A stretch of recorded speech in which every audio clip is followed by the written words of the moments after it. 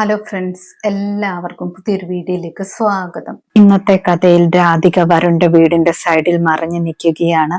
ആ സമയത്ത് വരുണിന്റെ മുത്തശ്ശി വെളിയിലേക്ക് നിലവിളക്കുമായിട്ട് വരുന്നുണ്ട്. തുളസിത്തറയിൽ മുത്തശ്ശി വിളക്ക് കത്തിച്ചുകൊണ്ടിരിക്കുന്നു. അവിടേക്ക് രാധിക ചെല്ലുകയാണ്. രാധിക വിചാരിക്കുകയാണ് മുത്തശ്ശിയെ വിളിച്ചിട്ട് ഈ പ്രസാദം കൊടുത്തിട്ട് ഇവിടെ പോകാമെന്നൊക്കെ. മുത്തശ്ശി വിളക്ക് കത്തിച്ചുകൊണ്ട് നിൽക്കുന്ന സമയത്ത് പുറകിൽ രാധിക നിൽക്കുമ്പോൾ രാധികയോട് പറയുന്നുണ്ട്, കുട്ടി ഈ നിലവിളക്ക് അകത്തേക്ക് എടുത്തുകൊണ്ട് പൊക്കോളാം എന്ന് പറയുന്നു. മുത്തശ്ശി ആരാണെന്ന് തിരിഞ്ഞു പോലും നോക്കാതെയാണ് പറയുന്നത്. രാധിക നിലവിളക്ക് വാങ്ങുന്നുണ്ട്. രാധിക വിളക്കുമായിട്ട് മുന്നോട്ട് നടക്കുകയാണ്. ആ സമയത്ത് രാധിക വരുൺ തന്നെ വിവാഹം കഴിച്ചിട്ട് കൂട്ടിയിട്ട് വന്നതുപോലെയൊക്കെ വിചാരിക്കുന്നു. എല്ലാവരും ഒരുപാട് സന്തോഷത്തോടെ രാധികയെ സ്വീകരിക്കുന്നതായിട്ട് നിലവിളക്ക് കൊടുത്ത് രാധികയെ വീടിനുള്ളിലേക്ക് കയറ്റുന്നതായിട്ടൊക്കെ സങ്കല്പിക്കുകയാണ്. രാധികയ്ക്ക് പെട്ടെന്ന് തന്നെ പരിസരബോധം വരുന്നു. അതിനുശേഷം രാധിക ആ നിലവിളക്കുമായിട്ട് അകത്തേക്ക് കയറി ചെല്ലുകയാണ്. രാധിക അകത്തേക്ക് ചെല്ലുമ്പോൾ വരുണിന്റെ അമ്മ പറയുന്നുണ്ട്, മോളുടെ കയ്യിലാണ് അമ്മ നിലവിളക്ക് തന്നു വിട്ടതെന്നൊക്കെ. കൽപ്പന അപ്പോൾ ചോദിക്കുന്നുണ്ട്, ഇപ്പോൾ ഇവൾ ഇവിടെ എന്തിനാണ് വന്നത്, എന്ത് ആചാരപ്രകാരമാണ് വന്നതെന്നൊക്കെ ചോദിക്കുന്നു. രാധിക അപ്പോൾ പറയുന്നുണ്ട്, വരുണിന്റെയും പ്രിയങ്കയുടെയും പേരിൽ വഴിപാട് അച്ഛൻ ചെയ്തിരുന്നു അമ്പലത്തിൽ, അതിന്റെ പ്രസാദം തരാൻ വേണ്ടി വന്നതാണെന്ന് പറയുന്നു. വരുണിന്റെ അമ്മ അപ്പോൾ പറയുന്നുണ്ട്, ഒരു നല്ല കാര്യത്തിന് വേണ്ടിയാണ് ഈ കുട്ടി വന്നിരിക്കുന്നത്, അതിനെ കുറ്റപ്പെടുത്തരുതെന്നൊക്കെ പറയാണ്. രാധിക പ്രിയങ്കയുടെ കയ്യിൽ പ്രസാദം കൊടുക്കുന്നുണ്ട്. അതിനുശേഷം അതിൽ താലിയും ഉണ്ടെന്നൊക്കെ പറയുന്നു. രാധിക അവിടെ നിന്നും വെളിയിലേക്ക് ഇറങ്ങുകയാണ്. പെട്ടെന്ന് വരുൺ അവിടേക്ക് വരുന്നുണ്ട്.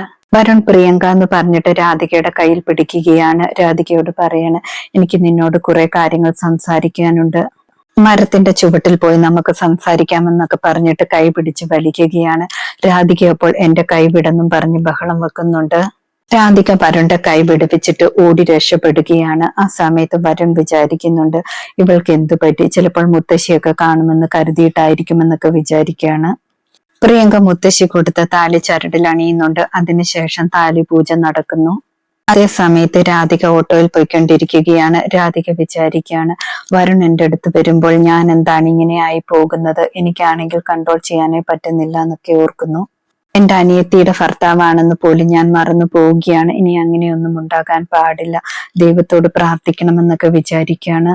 രാധിക ഓട്ടോയിൽ പോയിക്കൊണ്ടിരിക്കുന്ന സമയത്ത് ഐശ്വര്യയാണെങ്കിൽ രാധിക ഓട്ടോയിൽ പോകുന്നത് കാണുന്നുണ്ട്. ഐശ്വര്യം ആ വാഹനത്തെ ഫോളോ ചെയ്തു പോവുകയാണ്. ഐശ്വര്യ വിചാരിക്കുന്നത് ആദ്യം ശ്യാമയാണെന്നാണ്. പിന്നീട് മനസ്സിലാകുന്നുണ്ട് അത് ശ്യാമയല്ല, ശ്യാമയുടെ അതേ രൂപത്തിലുള്ള ആളാണെന്ന്. കുറച്ച് മുന്നോട്ട് ഫോളോ ചെയ്തു പോകുമ്പോഴേക്കും രാധികയുടെ ഓട്ടോ കാണുന്നില്ല.